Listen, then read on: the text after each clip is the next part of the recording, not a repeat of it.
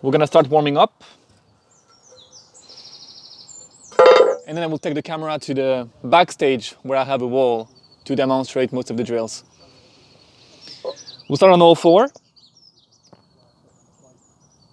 And we're gonna bring our shoulders over our hands, make sure that the elbows are straight. And from that position, we're just gonna go for big circles, rounding the upper back. And then we're gonna swap. Morning. Morning.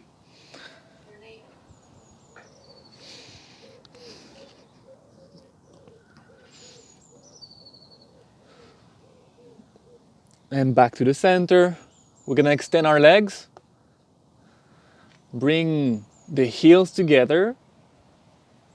And from here, round the upper back and come back down without bending the elbows, trying to bring the shoulder blades away from each other. Trying not to sag the hips as well. There's one straight line between your shoulders and your feet. We're gonna stay up, rounded. Squeeze the feet together a bit harder. The shoulders are over the hands, and we stay there 5 more seconds. 4, 3, 2, 1, and relax. From here, we're just gonna go and wake up the neck. So big circles.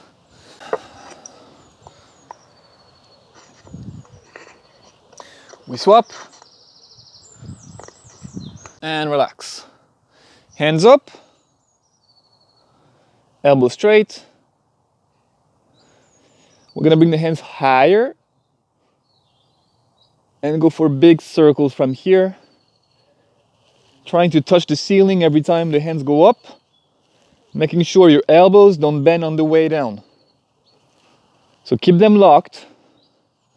Really locked, Ross. Other side.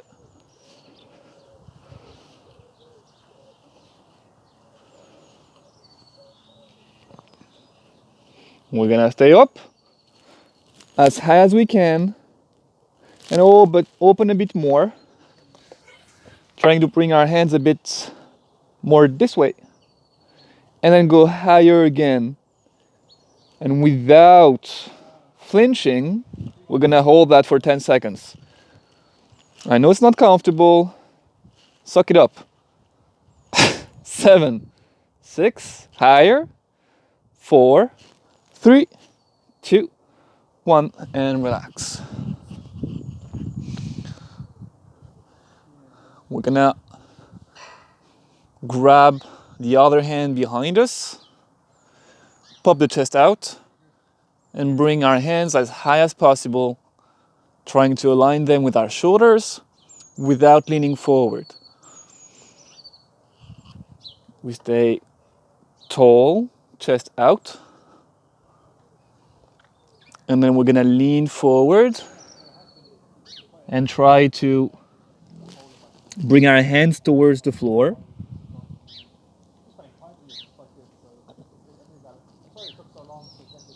Come back up. And relax. We're gonna go in the crab position.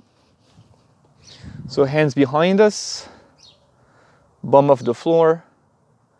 And from here, we're just gonna go from one hand to the other, gently placing the hands back on the floor, changing the direction of the fingers every time.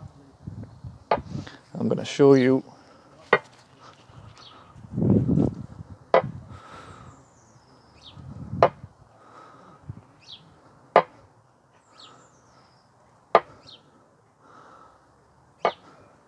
From here, we're gonna go on the fingertips and back down. Back up and back down. Back up and back down. 3 more times.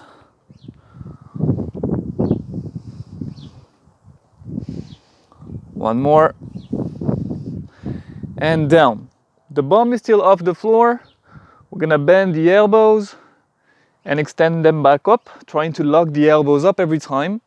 So full extension, and we're gonna go back and forth 6 times again.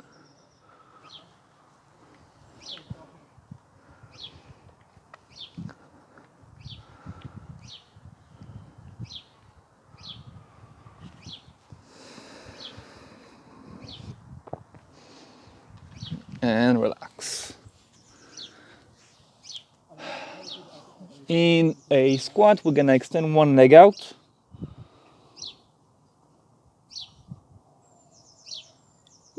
Take a sip of coffee, toes up, and we're gonna bounce.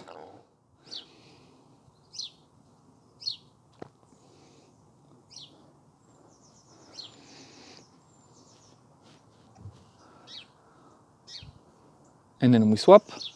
Same thing the other side. Toes up and bounce.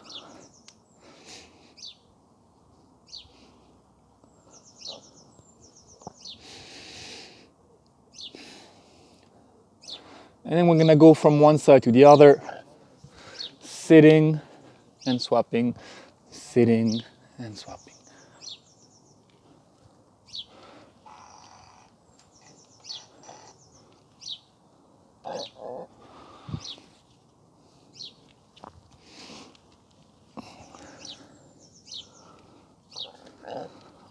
And back to the center.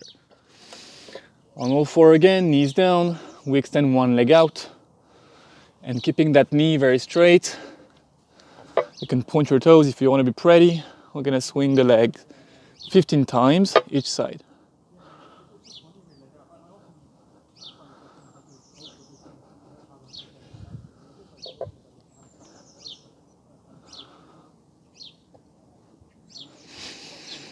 Once you're done, you can swap.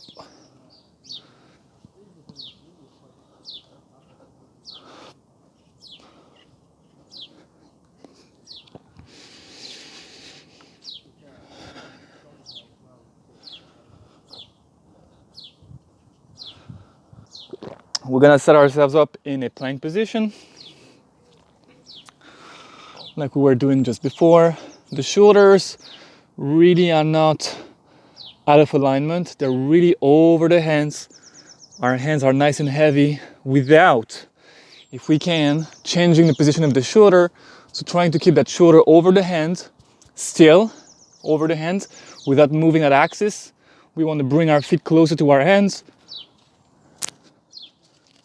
And back to the plank, refraining from the temptation to bend the knees, to bend the elbows, or to lose the axis between the shoulders and the hands. We do that 3 more times.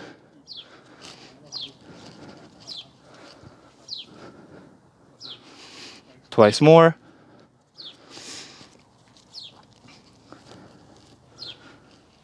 Once more.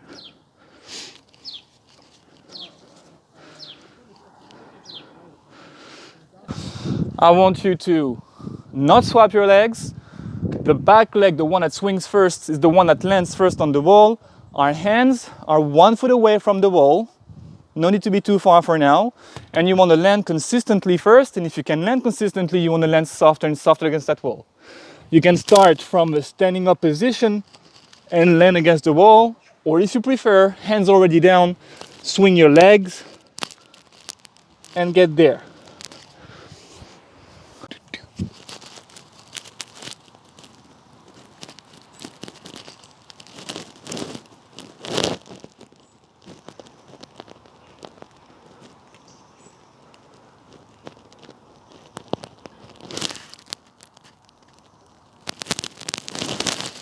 We're gonna go back to the half W kick up. The half W kick up is, again, you get to choose whether you wanna have your hands already on the floor or if you wanna start standing up and get into it. For those of you who are a bit more advanced, again, I'm gonna force you to have your hands already on the floor just because usually it's a bit harder this way. For those of you who are a bit more advanced, I'm gonna ask you to kick up with the wrong leg, okay? In saying that, everyone, we're working on the half W kick up, and we're gonna do 3 sets of 3s. So what is it again? I want you to land one foot and your bum at the same time against that wall. And that's the difference between the Y shape and the half W shape. In the Y shape, we have the trunk here, one leg out, one leg in. In the half W, we have a foot, a line over the bum, a line over the shoulders, a line over the hands. That's one straight line, and the other leg is 45 degrees out. And so for us to know that we have landed that shape, we need to be able to land both the hand and the bum, which is kind of hard, at the same time against that wall. So it looks like this. I want to be close enough to the wall, let's say one hand apart, one hand away, and I'm going to bring bum and foot at the same time against the wall and come back down. And just like we were doing before, you want to work first on consistency, and once you have that, work on softness. We're going to go for 3 sets of 3s and work with quality. I'm going to show you one more time. Let's say I start with the hands already down. My hands are close enough. I want to stick my bum out early enough, but not as much as I would do for a pike, so that was a fail. So that my heel and my bum land at the same time. So when we're ready, without changing much, I want the people who are working against the wall, which is most of us, to start waking up the fingers. So you're gonna land against that wall. You're gonna keep everything in place. So you wanna make sure that you are getting rid of, or at least becoming aware of, any parasite movement in your body. If your legs start dancing, if you start changing the angle between both legs, this is enough to set you off balance when there is no wall to catch you.